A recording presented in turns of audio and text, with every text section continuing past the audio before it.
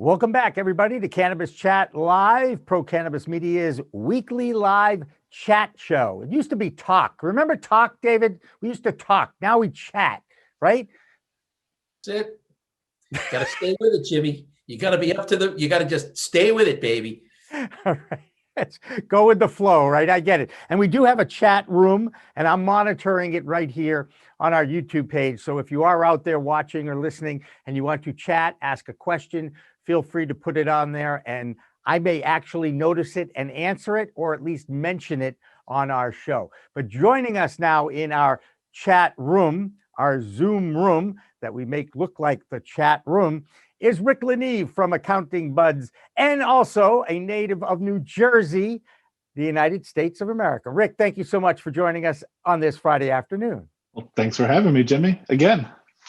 Well, you know what? You're a regular because you are go-to CPA guy. You're the Accounting Buds guy. And, you know, I don't know if you heard the top of the show, but there already has been some legislation entered in. A House of Representative from Florida is trying to at least get it started, cannabis reform. And he's put out there something moving from Schedule 1. It's a draft, Schedule 1 to Schedule 3.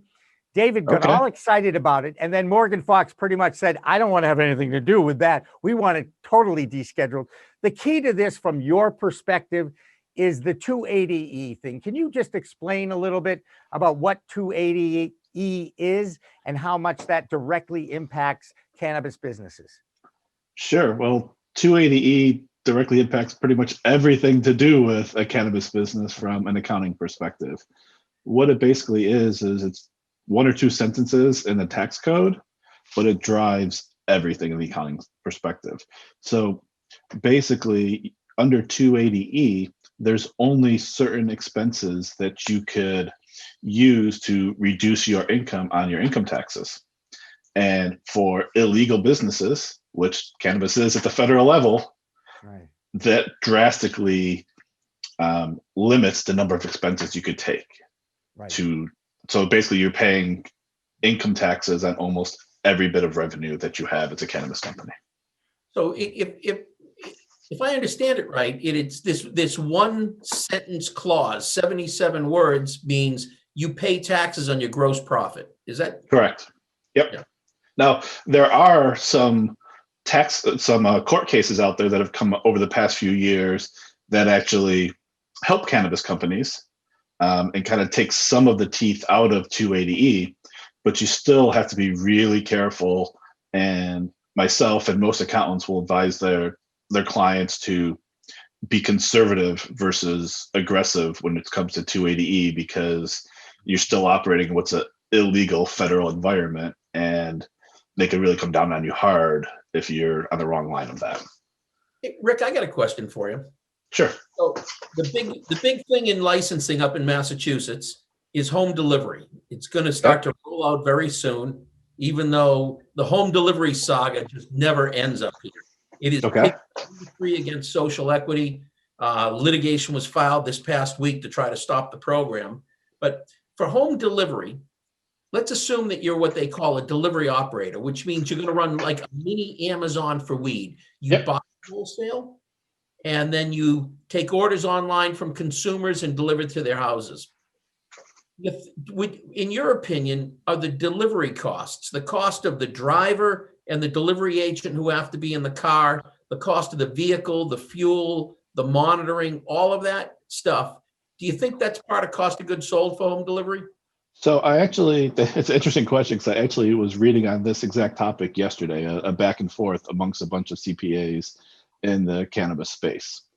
And I'll tell you right now, that is a good question, because I'm not going to give you an answer for that, because it came pretty much 50-50 was whether or not people thought that should be included or not.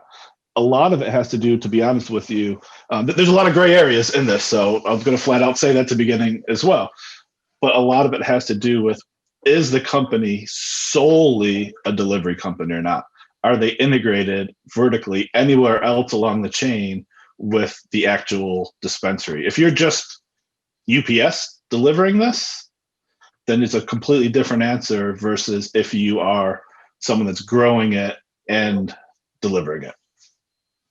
Well, how about the one in the middle? How about if you're not UPS, right? Because we call that the courier model. You're delivering to the retailers or anybody who has authority to sell direct. But what if you're the mini Amazon? You're buying it from cultivators and product manufacturers, selling it under your license to consumers, and the consumer only gets it via home delivery.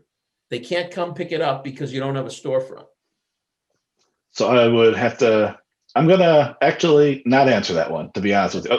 It's so hot topic right now. It's so controversial amongst CPAs themselves, and I don't have a client that I have to make a call on right now, so I don't want to publicly say one way or the other which way I would fall on that.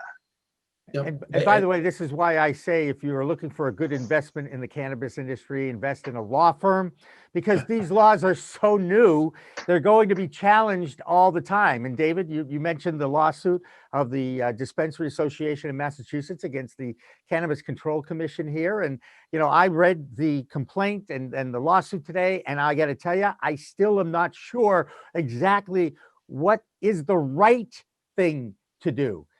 So welcome to the world of accountants too, Jimmy. What's that? Welcome to the world of accountants as well. We have to read those laws and interpret them all day long as well. And a lot of times there's nothing clear about it. Right. And nobody wants to get sued, but isn't that going to be part of the history of the emerging cannabis industries? There's going to be lawsuits, and then there's going to be these precedents, right? Well, exactly. And that's how a lot of where we're at today in the cannabis industry came about as well. I'm sure you're familiar with the dispensary out in California, Harborside.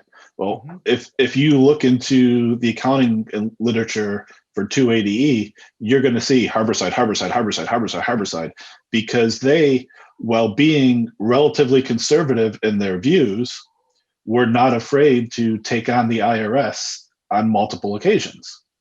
And that's how a lot of the tax guidance is out there right now, is actually just looking at Harborside cases and a couple other ones similar to figure out how things were interpreted in that case versus the two sentences in the tax law that were really initially put there to catch mobsters, back in the 1920s for not paying their taxes on illegal activities. But what would you say are like the 5 most important tax court cases for marijuana? Put me on the spot here. That. Now you're putting him on the spot. Like he's taking an exam, for crying out loud. I know. Come on here. All right. I thought we were talking about New Jersey weed. That's right. You got one anyway you can throw out there for him just to make the biggest ones. The biggest ones are Harborside. I mean, those are the ones that are the giants. And there's multiple cases, and they're still ongoing. They're still fighting each other right now. There's ongoing cases that could shape the industry again. Oh, I think they'll absolutely shape the industry, especially the one they're arguing. I think it's Harborside's arguing that if the taxes exceed their actual net income, regardless of what's deductible, that's unconstitutional because you're just taking too much.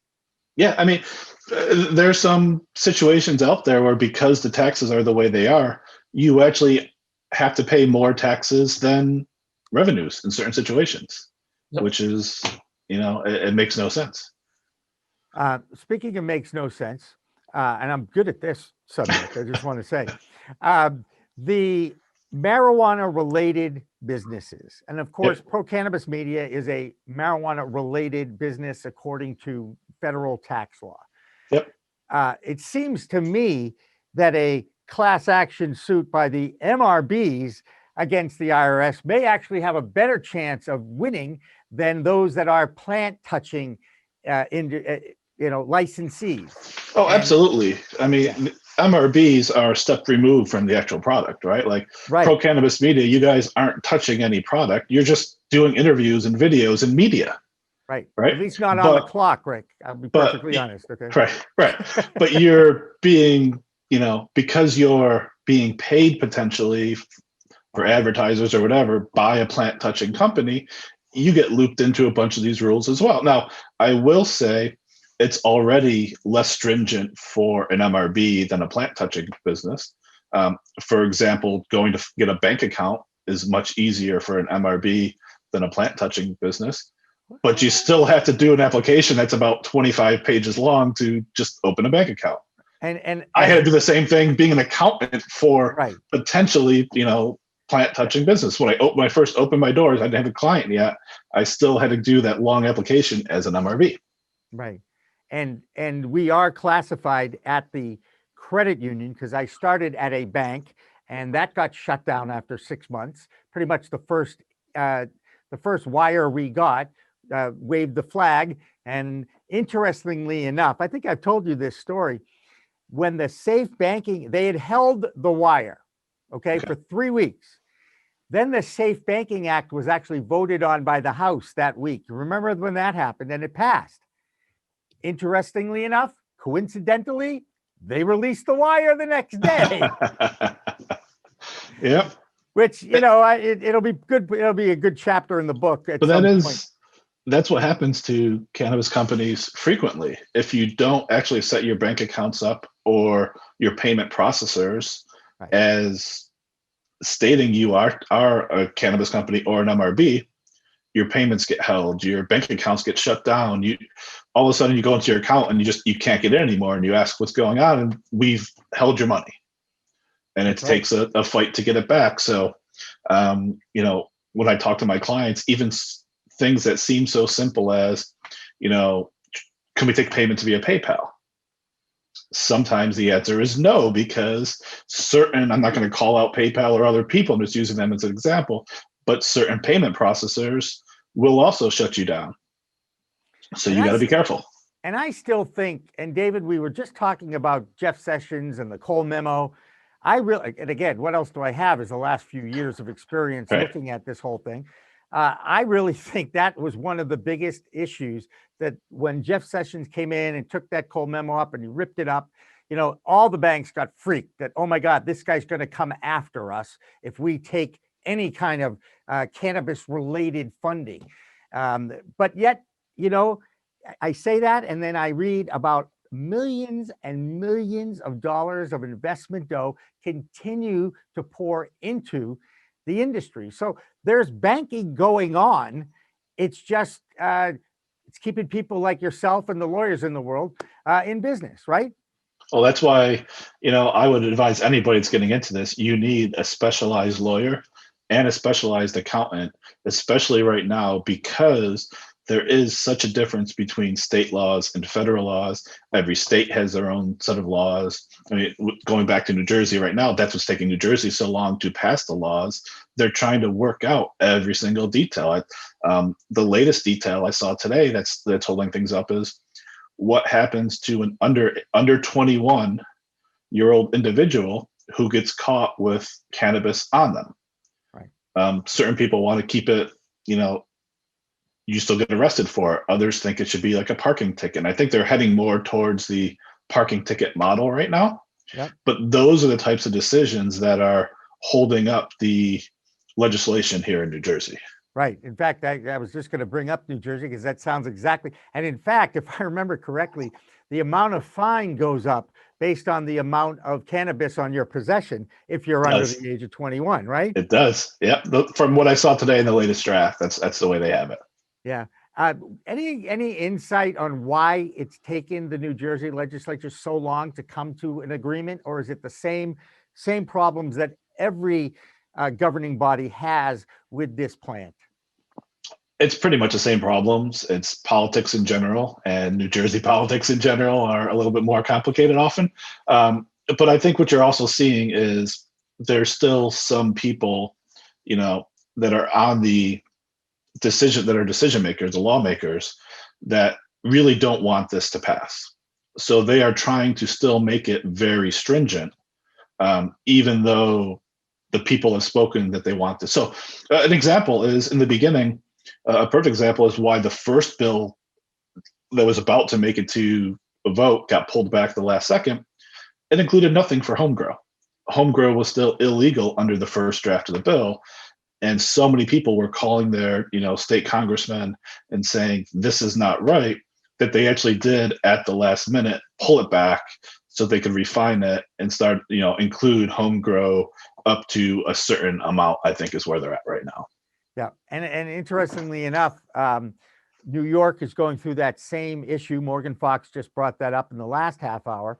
And it's something that the industry is fighting hard to allow. And of course, here in Massachusetts, you have 6 plants per adult in a dwelling. If you have 2 adults in a dwelling, you can have up to 12 plants.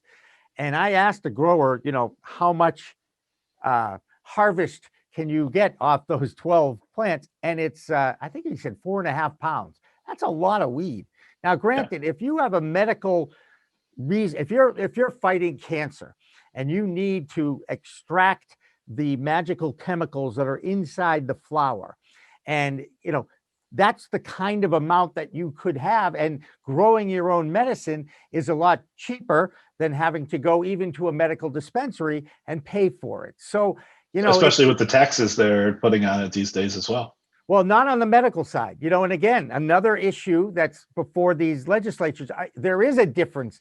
There's no tax on the medicinal side here in Massachusetts, but there's up to 23% if you include some of those shady home agreements that David is so enamored with, right? The host security agreements are the one thing that I know David just hates to talk about, but it's part of the battle, right? It's totally part of the battle here.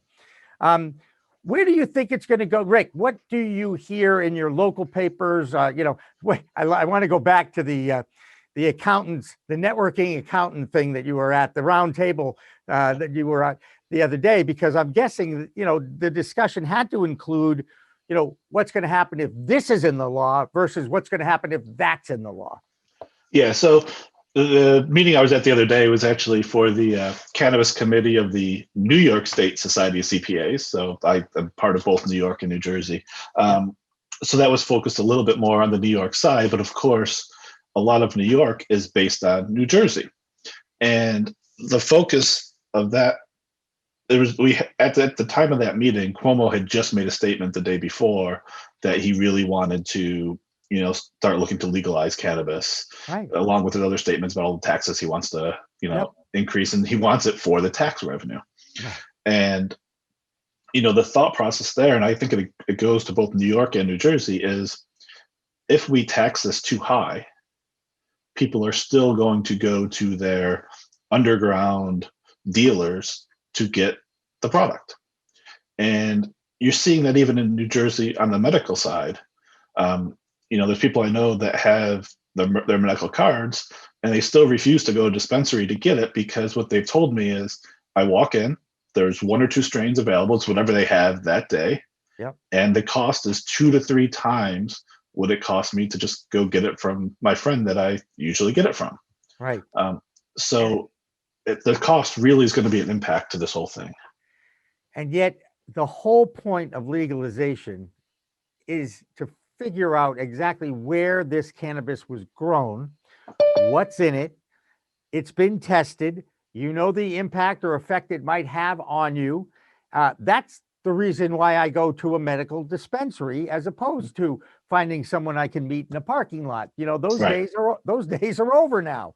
Yeah. But I understand the cost factor. It's always, David, you understand supply and demand. You're my supply and demand guy and all this. Do you have any idea, David, about the size of is it the canopy growth in New Jersey? Isn't that what you guys call it? Isn't that what you call it? As far as, how much size of the canopy? Available? Yep. What's that? Size of canopy. Yeah. Yeah. I have no insight on that one, Jimmy. No insight. Appreciate that. Okay, great. So you left me out hanging. That's okay. And I'm not going to put Rick on the spot. Okay? It serves him right for putting me in the spot with the court cases. That's right. Name 5 court cases. Did you feel like you were back in like business school again, right? I felt like I was in school and didn't do my homework last night and got called on. Well, the good news is I see that we have a new person in our Zoom room, and I'm looking forward to seeing him again. It's his second time on Cannabis Chat on a Friday afternoon. Now, we won't hold him for being a little late to the party. Okay? But Paul Josephson from Duane Morris is here with us, and we want to welcome him into our Cannabis Chat. And another New Jersey guy, Rick, so you won't be the only one. And I know David now.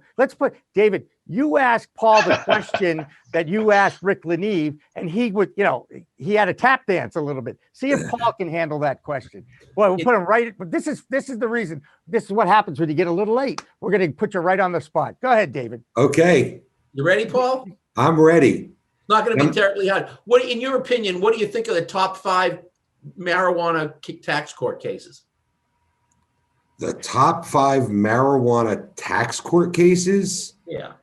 Boy, I don't know. Look, I think that, Harborside is the one that kind of always comes to the top of my mind.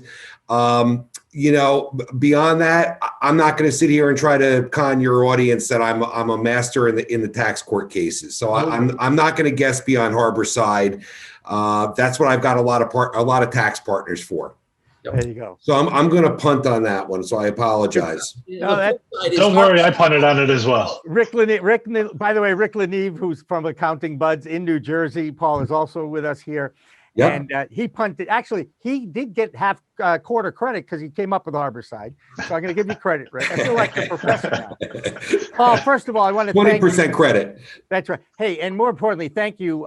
You were great your first appearance on the show. So I'm really happy that you're back, and I appreciate it. But what's your insight on what's going on with the New Jersey legislature right now? What's the process? Where are we with this, with the final legalization draft of this law? Where are we? Okay, well, I appreciate that, and thank you so much for the compliments. And I'm not going to blame 420 for my being late for this, but I know how important 420 is in the podcast. But I'm not going to blame that. Okay. Actually, been tied up on some New Jersey licensing matters, and so my apologies for being late to you and your audience. So, great question. Let me try to boil it down. We talked about this actually in my last appearance to some degree, that the legislature and the governor were at a loggerheads. The bill is sitting on the governor's desk waiting to be signed. The governor's concerned about the bill. He's been obviously a big proponent of it from the beginning. But the concern that the governor has at the moment is that the bill has no penalties in there for underage possession or use of cannabis. He is up for re-election this year. He, I think, is concerned not only because he's up for re-election, but I think as a matter of just, policy that, his view is we have penalties for underage drinking, and it would be a mistake to have a cannabis law in New Jersey that did not have something in the parallel for underage possession and use of cannabis. The legislature, I think, has a different view that's being driven at the moment by the Legislative Black Caucus, which is very, very concerned that these sort of policies and those sorts of criminal or quasi-criminal provisions, because what's been talked about is a fine of somewhere around $100 or $250, for underage use or possession. The legislators have been concerned. The Black legislators are very concerned about what they have seen in their communities for the last God knows how many years, that this is a pretext for pulling over, stopping and frisking. And so they're at a loggerheads on it. The legislature has said that they are not going to give the governor the companion bill that he would like that provides for those civil penalties for underage use. And the ball is kind of in the governor's court right now as to what he's going to do next. He's got 3 options. One is to sign the bill.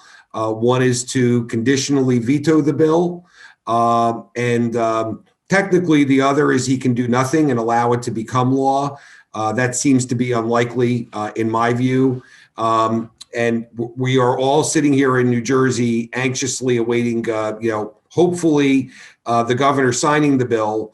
But it seems to me that, notwithstanding the issues that we've had with enforcement and the misuse of the criminal statutes, as long as we have some sort of a penalty on the book for underage drinking, it seems kind of hard to have a cannabis scheme that does not have a similar let's call it disincentive for minors to be possessing and using.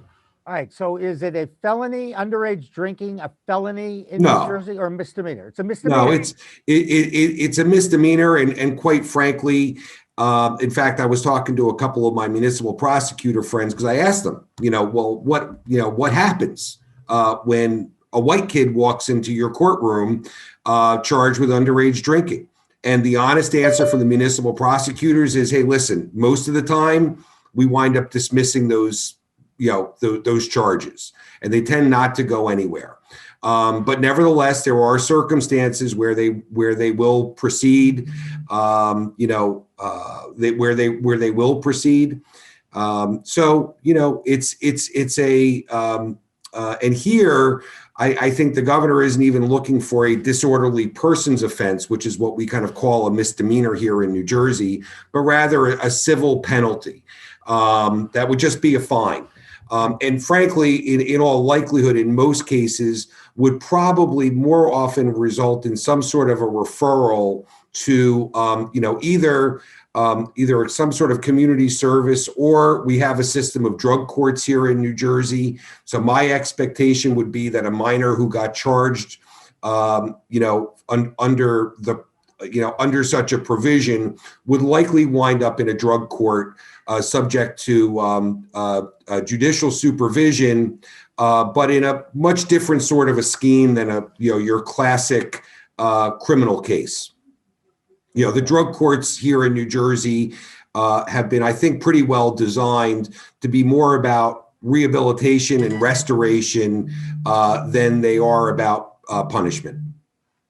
Well, I'm all for that. I'm all for reform and education than penalties, because I think penalties it doesn't make any, at this point in our development as a society, I just don't see penalties and punishment working, especially for both of these. I'm talking about underage drinking. And by the way, I'm sorry, I believe that 18 should be the age, not 21, but let's work on just getting the damn law done first, right, before we try to change it, right?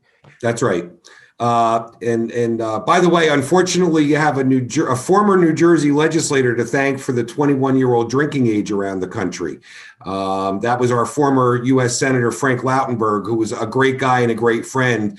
But back in the day, he was the guy who got the federal government to condition all the funding for states on, if they wanted highway funds, they had to up their drinking age from 18 to 21. So I'll apologize for the late senator's over enthusiasm, but I hear you loud and clear. And I think that we're the other piece.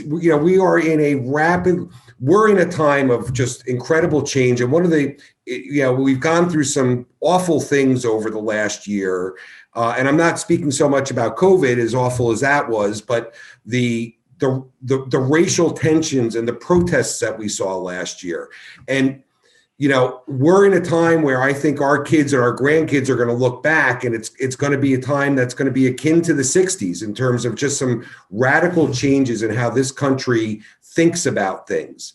And we're going through a moment right now where, frankly, a lot of folks in this country have no idea. Forget about cannabis. Forget about drinking. We've done many studies here in New Jersey in the past about the impact of civil fines on the minority communities, civil fines, the impact of civil fines that are imposed on minorities and low-income people generally when they violate the traffic laws, and how a simple moving violation or a parking ticket that left unanswered and unresponded to can suddenly turn into a tremendous financial millstone around the neck of somebody. The $50 parking ticket turns into a $500 fine, and then there's a loss of the license. And it all sounds like, oh, well, this is all civil, no big deal. But in the meanwhile, that person has now lost their means of any chance of a job in a state like New Jersey. So we're in a moment right now where we all have to recalibrate our thinking. We have to listen carefully to these communities that have been telling us loud and clear, very loud and clear in the last year about how our justice system has not only not served them well, but has actively undermined their ability to succeed in this country. 100% behind that effort too. I know it. All right, David, I'm putting you on the spot. You got something for Paul? Come on. I think everything he said is spot on. And I agree with him that we're at a point where socially people are going to start to look at this. The criminalization of marijuana is nuts. And I happen to also agree with him, not so much on the issue of the color lines, though what he talked about with the white kids getting arrested for drinking underage, I think there is a big disparity. But when you start to apply a lot of the rules that we have that are designed for middle class people who have some income to lower income communities, Exactly. It's crushing because everything is relative in life, right? And all of a sudden, a $50 fine that you can't pay, like he said, balloons up. You know, it's like there's an old joke, if you take a parking ticket and you leave it in your glove box long enough, it's like a savings bond. By the time it's worth a lot of money, right? Just in the wrong direction. So what are we going to do about it, guys? Anyway, here's the thing. First of all, I'm going to call a little bit of an audible. Paul and Rick, if you'd like to stay for the next half hour, we're going to invite you. If you have something to do, by all means, I understand. You've both been great. I thank you. We're going to take a break, okay? And then we're going to welcome in two more representatives of the great Garden State of New Jersey. Our friend Rob Mejia, the professor from Stockton University, and also Dan Uloa, the editor of Hetty NJ. They're going to join us after this break. So if you guys want to stick around, you are certainly invited to, but you don't have to. I'm not putting you on the spot. You get to decide whether you're here after the break or not. I thank you for joining us both, but we've got to take a break and we'll come back on the other side. And then there'll be a big surprise, whether we've got 4 in the room or 6 in the room. Don't go away.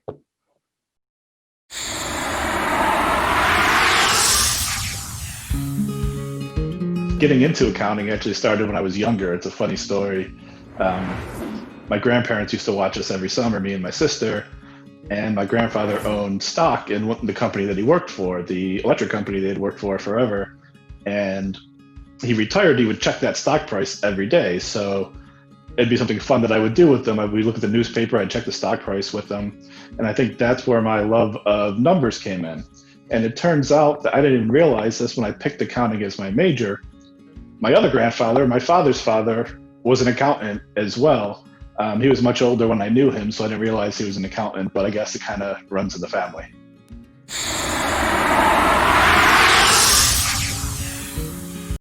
Pro Cannabis Media programming is available live and on demand on our Facebook page at Pro Canna Media, on Instagram at Pro Cannabis Media, on LinkedIn also at Pro Cannabis Media, on YouTube and YouTube Live on Pro Cannabis Media, Twitter at Pro Canna Media, and on twitch.tv/Pro Cannabis Media. So like, share, and subscribe to all of our content, newsletters, and shows live or on demand.